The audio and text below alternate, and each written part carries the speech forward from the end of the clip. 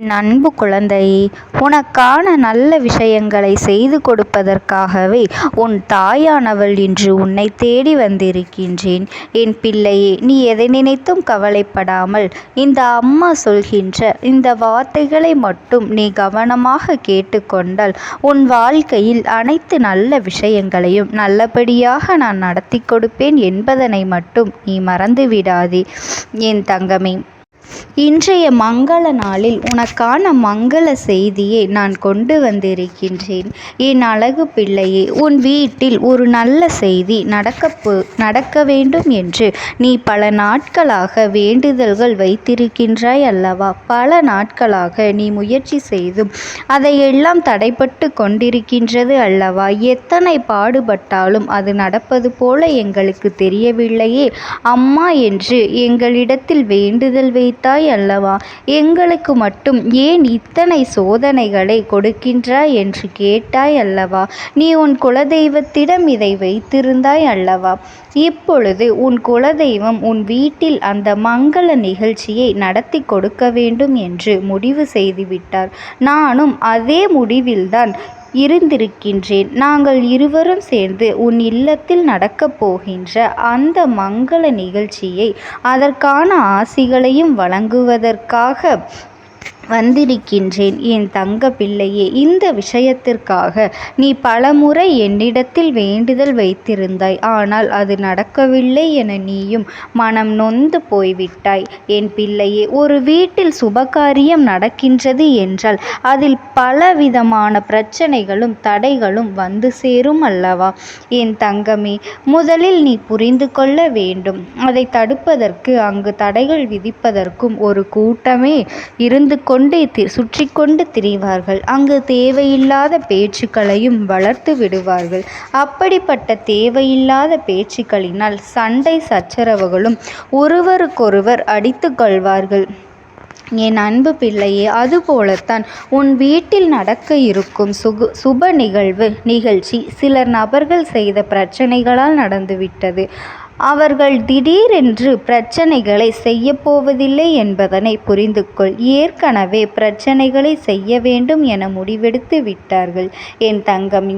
நீ அப்பொழுது இருக்க வேண்டிய பிரச்சனை பொழுதே உனக்கு இது நடந்திருக்கும். இந்த பிரச்சனைகள் தான் உன்னை குழப்பிக்கொண்டு இருக்குமே தவிர இந்த மங்கள சுப செயலில் உன்னால் முழுமையாக எதையுமே ஒரு விஷயத்தை செய்ய முடியாமல் போயிருக்கும். நீ எந்த ஒரு பக்கம் தவித்து கொண்டிருந்திருப்பாய். இதுதான் அன்று நடந்திருக்கும். அந்த நிலையிலிருந்து உன்னை மீட்டெடுத்து உன்னை அந்த நிகழ்ச்சியில் நல்லதொரு பங்கினை தர வேண்டும் என்பதற்காகத்தான் நாங்கள் அந்த செயலை இவ்வளவு தாமதம் ஆக்கினோம் என்பதனை நீ உணர்ந்து கொள்ள வேண்டும் என் பிள்ளையே. உனக்கு அதை பற்றி ஏற்கனவே உன் அம்மா நான் சொல்லியிருப்பேன். அதை பற்றி அதை நடத்தி தரவில்லை என்பதற்காக நீ வருத்தப்பட்டாயே தவிர அது ஏன் நடக்கவில்லை, நடந்திருந்தால் என்னவாய் இருக்கும் என்று என் குழந்தையே உனக்கு தெரியாது அல்லவா? உன் அம்மா நான் உனக்காக நல்லதைத்தான் செய்து கொடுப்பேன் என்பதனை நீ மறந்து விடாதே. எங்களுக்கு நன்றாக தெரியும். எதையும் எல்லாவற்றையும் உனக்கு யோசித்து விட்டுதான் சரியான நேரத்தில் நடத்தி தருவேன் என்பதனை நீ நினைவில் வைத்துக்கொள் என் தங்க பிள்ளையே. இப்பொழுது அந்த பிரச்சனைகள் எல்லாம் ஓரளவுக்கு சரி செய்து விட்ட பிறகுதான் உனக்கு இந்த முடிவினை நாங்கள் செய்து தருகின்றோம். நல்ல முடிவினை உனக்கு தரும் பொழுது நீ அதனை பெற்றுக்கொள்ள ஒரு நாளும் தாமதிக்க கூடாது. அந்த நிகழ்ச்சியை நடத்துவதற்கு எல்லா ஏற்பாடுகளையும் செய்துவிடு. நிச்சயமாக எல்லா விஷயங்களும் உன் கைகூடி வரும் நேரமும் உன் இல்லத்தில் எல்லோரும் சந்தோஷமாக இருக்கும் நேரமும் வந்துவிட்டது. நிச்சயமாக இந்த நிகழ்ச்சி உன் குடும்பத்தில் இருக்கும் பல பிரிவினைகளை சேர்த்து வைக்கும் என்பதில் எந்த ஒரு மாற்று கருத்தும் கிடையாது. குடும்பத்தில் ஒற்றுமை அதிகரிக்கப் போகின்றது. யாரிடமாவது உனக்கு மனக்கஷ்டங்கள் இருந்தால் அதையெல்லாம் மறந்துவிட்டு நிச்சயமாக இந்த சந்தோஷத்தை நீ அவர்களுடன் பகிர்ந்து கொள்ள வேண்டும். இன்று பார்ப்பவர்களை நாளை பார்க்க முடியாது. நிச்சயமாக சுப நிகழ்ச்சிகள் வீட்டில் நடக்கும் பொழுது யாரையும் நம்பி ஒருபொழுதும் ஒதுங்கி வைக்கக்கூடாது. உன் மனதில் இருக்கின்ற எல்லா காயங்களையும் எல்லா வன்மங்களையும் மறந்து நிச்சயமாக அவர்களையும் இந்த நிகழ்ச்சியில் கலந்து கொள்ள செய்ய வேண்டும். உன்னுடைய பெண் குலதெய்வம் உன்னுடைய குடும்ப ஒற்றுமை இல்லாததை கண்டு மிகவும் மனம் வருந்தி இருக்கின்றார்கள் என் தங்க பிள்ளையே. அதற்காகவும் தான் நான் இப்பொழுது உன்னிடத்திலே பேசிக்கொண்டிருக்கின்றேன். நிச்சயமாக குடும்பத்தில் ஒற்றுமை இருந்தால் மட்டும்தான் உன்னுடைய குலதெய்வம் மனமகிழ்ச்சி அடைவார்கள். எல்லோரும் அங்கொன்றும் இங்கொன்றுமாக பிரிந்து கொண்டு இருந்தால் யார் வந்து உங்கள் குலதெய்வத்தினை பார்ப்பது? நீங்கள் குடும்பத்தோடு ஒற்றுமையாக வந்து வணங்கினால்தான் அவர்களுடைய மனம் குளிரும். நீ செய்கின்ற ஒவ்வொரு விஷயங்களிலும் இனி நீ கவனமாக இருக்க வேண்டும். நீ செய்கின்ற காரியங்களில் இனி நீ கவனமாக இருந்து இந்த சுப நிகழ்ச்சிகளை நீ யாருக்கும் மன வருத்தம் இல்லாதபடிக்கு செய்து முடிக்க வேண்டும். வீட்டில் சுப நிகழ்ச்சிகள் நடப்பது சாதாரண விஷயம் அல்ல.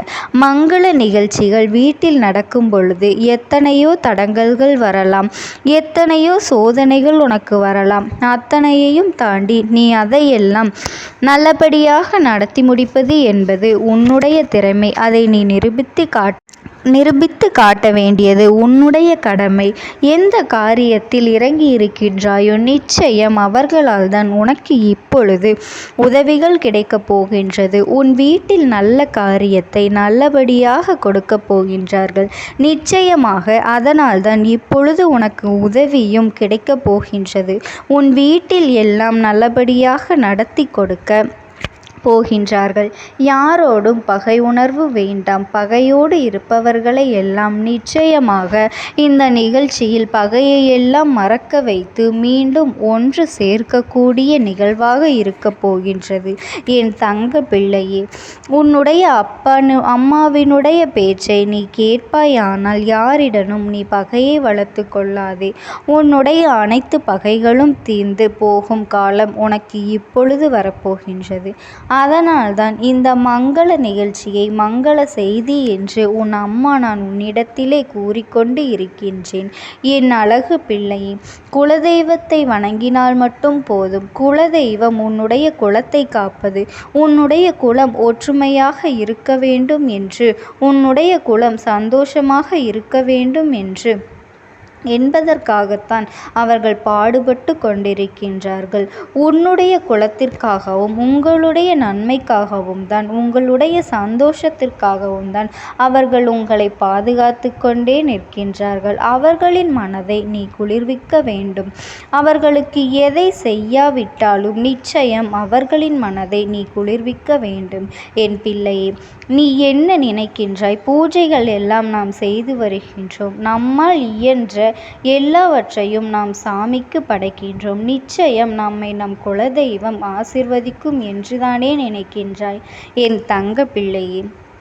நிச்சயம் அது அப்படியல்ல. நீ வளைக்கின்ற நெய்வேத்தியங்களும் நீ செய்கின்ற செலவுகளுமே உன்னுடைய பணமோ எப்பொழுதும் உன் குலதெய்வத்தினிடமிருந்து அன்பை அது வாங்கி தர முடியாது. உண்மையில் உண்மையான அன்பு என்னவென்றால், உன் மனதில் தீய எண்ணங்கள் இல்லாமல் மற்றவர்களுக்கு நல்லது செய்ய இயலாவிட்டாலும் கெடுதல் செய்யாமல் இருப்பதும், உன்னுடைய மனசாட்சிக்கு நீ அடிபணிந்து வாழ்வதும் தான் உன்னுடைய குலதெய்வத்தின் அன்பினை உனக்கு முழுமையாக பெற்று கொடுக்கும் என்பதனை நீ நினைவில் வைத்துக்கொள். குலதெய்வங்கள் எப்பொழுதுமே தன்னுடைய பிள்ளைகளிடம் எதையும் எதிர்பார்த்து நிற்பது கிடையாது. என்னுடைய குழந்தைகள் என்னிடத்தில் எப்படி இருக்கின்றார்கள்? என்னிடம் மனசாட்சிக்கு பயந்து உண்மையாகவும் நேர்மையாகவும் இருக்கின்றார்கள், செயல்களை செய்கின்றார்கள் என்பதை மட்டும் பார்ப்பார்களே தவிர உன்னிடம் என்ன இருக்கின்றது, நீ அவர்களுக்கு என்ன செய்கின்றாய் என்பதையெல்லாம் அவர்கள் கவனித்து கொண்டெல்லாம் இருக்க மாட்டார்கள். எப்பொழுதும் நெற்றியில் விபூதி இடுவதும் தெய்வத்தின் நாமத்தை சொல்லிக்கொண்டு இருப்பதும் இது போன்ற காரியங்களை செய்வதும் பிறர் பார்க்கும்படி நன்கொடைகளை வழங்குவதும் நீ உன் தெய்வத்தின் மீது கொண்டிருக்கும் அன்பு உண்மையும் நேர்மையும் உன் குலதெய்வத்திற்கு பயந்து நீ எந்த அளவிற்கு நன்மைகளை செய்கின்றாயோ அது நிச்சயமாக உன் குலதெய்வத்தின் அன்பை முழுமையாக பெற்று கொடுப்பதாகும். எப்பொழுதும் நெற்றியில் விபூதி இடுவதும் நாமத்தை சொல்லிக்கொண்டு இருப்பதும் இது போன்ற பிற காரியங்களை செய்வதும் மற்றவர்கள் பார்க்கும்படி இருப்பதும் நன்கொடைகளை வழங்குவதும் உன் தெய்வத்தின் மீது கொண்டிருக்கும் அன்பாகாது என்பதனை நீ புரிந்து கொள். என் தங்க பிள்ளையே, நீ எதற்காகவும் கவலைப்படாதே. இந்த அம்மாவினுடைய அன்பும் ஆசீர்வாதங்களும் உனக்கு எப்பொழுதுமே முழுமையாக கிடைத்து கொண்டே இருக்கும். ஓம் சக்தி. ஓம் ஆதிபரா சக்தி.